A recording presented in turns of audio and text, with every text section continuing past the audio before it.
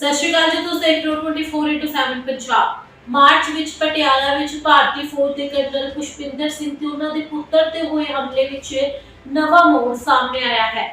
16 ਜੁਲਾਈ ਨੂੰ ਪੰਜਾਬ ਅਤੇ Haryana high court ਨੇ ਇਸ ਮਾਮਲੇ ਦੀ ਜਾਂਚ ਸੀਬੀਆਈ ਨੂੰ ਸੌਂਪਣ ਦੇ ਹੁਕਮ ਦਿੱਤੇ ਹਨ।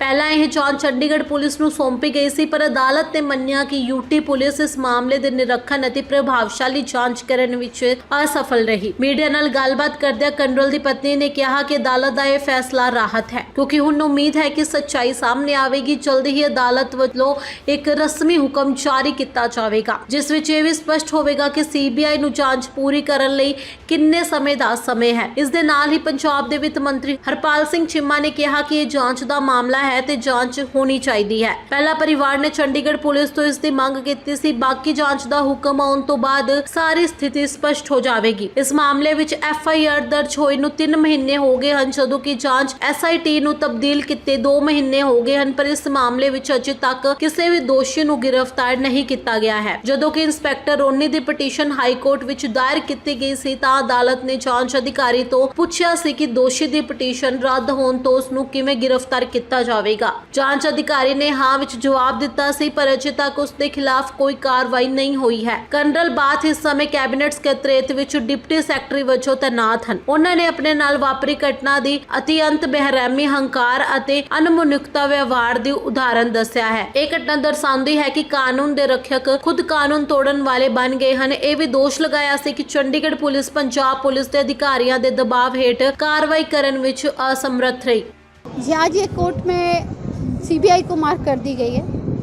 120 दिन की लड़ाई जस्टिस के लिए लड़ रही हूँ मैं, रास्तों में घूम रही हूँ, कभी कोर्ट्स में, कभी पुलिस स्टेशन में, कभी डिपार्टमेंटल इंक्वायरी के लिए। मैं थक चुकी हूँ, मगर फिर भी हार नहीं मानूंगी जब तक सज़ा नहीं मिली। आपने देखा होगा माननीय जज साहब ने, जैसे मुदगिल सर ने क्वेश्चन रेज करे थे और 2 हेयरिंग के बाद तीसरी हेयरिंग में उनका बेंच चेंज हो गया था। उसके बाद अनूप चितकारा सर के पास एंटीसिपेटरी बेल की थी, उनके भी ऑर्डर बहुत स्ट्रांग थे।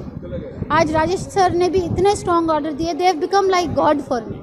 मैं दिल से उनका धन्यवाद करती हूँ कि जस्टिस दिलाने में पब्लिक को इस तरीके के जजेस की ज़रूरत है हमारे पंजाब और हरियाणा, क्या पूरे देश में, जो एक सच्चाई को समझते हैं। They are sitting in this chair, they understand what is happening, they see the police performing किस तरीके से, उनको समझ है क्योंकि वो रोज़ ये चीज़ें देखते हैं। उन्होंने सीधा SSP को बोला कि 4 महीने से तुमने उनको पकड़ा रही, तुमने बोला 4 महीने में इंक्वायरी ख़त्म करनी है, तो इसका मतलब ये थोड़ी ना है कि 3 तारीख को करोगे। आपने इंक्वायरी ख़त्म करनी 10 दिन में कर सकते हो। मगर उन्होंने बोला कि आपने 23 तारीख को एंटीसिपेटरी बेल वो हो गई, उन्होंने ड्यूटी ज्वाइन नहीं करी है 4 महीने से, आप उनको पकड़ नहीं रहे हो। पकड़े बगैर आप सारे जो नॉन बेलेबल ऑफेंस है उनको कम करने की कोशिश कर रहे हो, और आप बोल रहे हो कि उनको पकड़ने की ज़रूरत नहीं है। तो मतलब आपको कहीं ना कहीं से प्रेशर है और आपने ये कहीं ना कहीं मैनिपुलेट हो गए। उन्होंने क्लियर टर्म्स में बोला कि आप ये FIR को बोगस करने की कोशिश कर रहे हो कि इसको माइल्ड करके ख़त्म कर दिया जाए कि कोर्ट में कुछ बचे ही ना। तो ये इन्वेस्टिगेशन आपके पास नहीं होनी चाहिए क्योंकि आप फेयर नहीं करोगे। और उन्होंने शिफ्ट कर दी। हमारे लॉयर प्रीतिंदर जी और दीपेंद्र विर्क सर वो और विश्वन और अमृत, उन्होंने बहुत लड़ाई लड़ी हमारे लिए।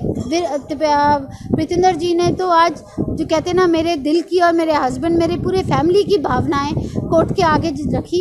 एक एक पॉइंट जो मेरे मन में था उन्होंने उसके आगे बहस करी, और आज उनकी वजह से, प्रीतिंदर जी की वजह से आज हमारे को ये CBI माफ हुई। जिस तरह से चंडीगढ़ पुलिस को इंक्वायरी दी गई थी, तो क्या वो काम नहीं कर रहे थे?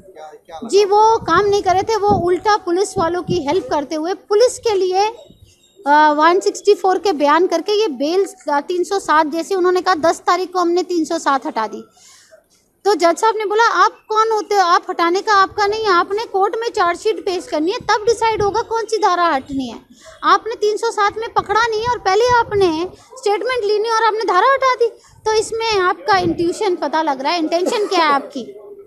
और जज साहब ने काफ़ी खींचा और बोला कि you are not worth doing the inquiry, और we are happy that CBI गई है, तो पता लगेगा ये इंक्वायरी वहाँ से शुरू होएगी जहाँ से FIR डिले हुई थी, और ये जहाँ से आए थे जो मंडौर एनकाउंटर कल 17 तारीख है उसकी भी CBI में मांग के लिए डाली हुई है। तो लेट्स सी, कल भी शायद उस माँ को भी जस्टिस मिले।